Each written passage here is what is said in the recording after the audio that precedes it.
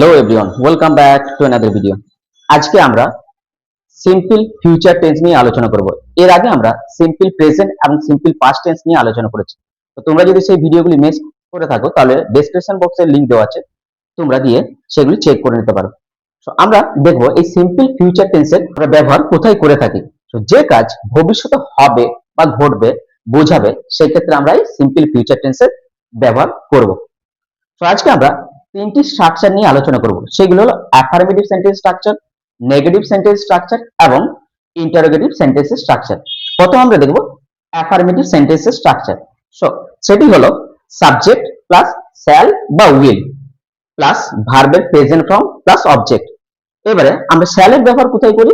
শ্যালের ব্যবহার করা হয় ফার্স্ট পার্সনের ক্ষেত্রে এবং বাকি ক্ষেত্রে উইলের ব্যবহার হয়। কিন্তু মডার্ন ইংলিশে আমরা সব ক্ষেত্রেই কিন্তু এই শ্যালের ব্যবহার করি না, আমরা সব ক্ষেত্রে উইলের ব্যবহার করি।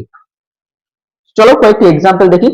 আমি আগামীকাল স্কুলে যাব, অর্থাৎ আমি ভবিষ্যতে কাজটি করব, তাই এটি একটি সিম্পল ফিউচার টেন্স। এর ইংরেজি কি হবে? আই শ্যাল বা উইল, যেটা খুশি ইউজ করতে পারি। আই শ্যাল বা I will go to school আগামীকাল, অর্থাৎ টুমরো। তো আমি আগামীকাল স্কুলে যাব, আই শ্যাল বা will go to school tomorrow. সে তোমাকে পরে ফোন করবে, অর্থাৎ ভবিষ্যতে সে ফোন করতে পারে। তাও এটা একটি কি না, এটা একটি simple future tense. She will call you later. এবারে আমরা দেখব নেগেটিভ সেন্টেন্সের স্ট্রাকচার। তো সেটি হলো সাবজেক্ট প্লাস উইল নট, যেটাকে আমরা শর্টে ওন্ট বলি, প্লাস ভার্বের present form plus object. So কয়েকটি এক্সাম্পল দেখি। আমি আজ রাতে পিৎজা খাবো না। ঠিক আছে, আমি আজকে রাতে পিৎজা খাবো না, আমার খেতে মন নেই, ইচ্ছে নেই। তার ইংরেজি কি? আই ওন্ট বা will not eat pizza tonight. সে পার্টিতে আসবে না, সে ব্যস্ত রয়েছে, তাই হয়তো সে আজ পার্টিতে আসবে না। সেটা ইংরেজি কি হবে? হি উইল নট বা won't come to the party. Next structure কি? ইন্টারোগেটিভ সেন্টেন্সের স্ট্রাকচার। সেটি কি?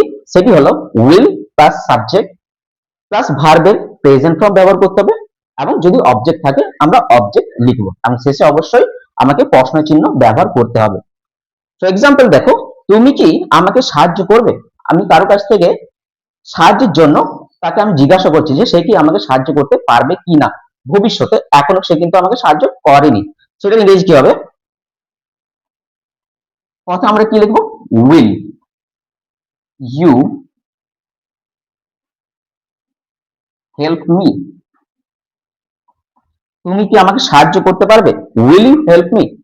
তারা কি তাড়াতাড়ি পৌঁছাবে, অর্থাৎ তারা এখনো পৌঁছায়নি, পৌঁছাবে বোঝাচ্ছে, তাই সেটা সিম্পল ফিউচার টেন্স। সেটা ইংরেজি কি হবে? Will they arrive early. তারা কি তাড়াতাড়ি পৌঁছাবে, উইল দে অ্যারাইভ আর্লি। তো আশা করছি লেসনটি তোমাদের কাছে ক্লিয়ার। যদি ভিডিওটি ভালো লেগে থাকে প্লিজ একটি লাইক, কমেন্ট এবং সাবস্ক্রাইব করে দিও চ্যানেলটিকে। Thank you so much for your valuable time and watching.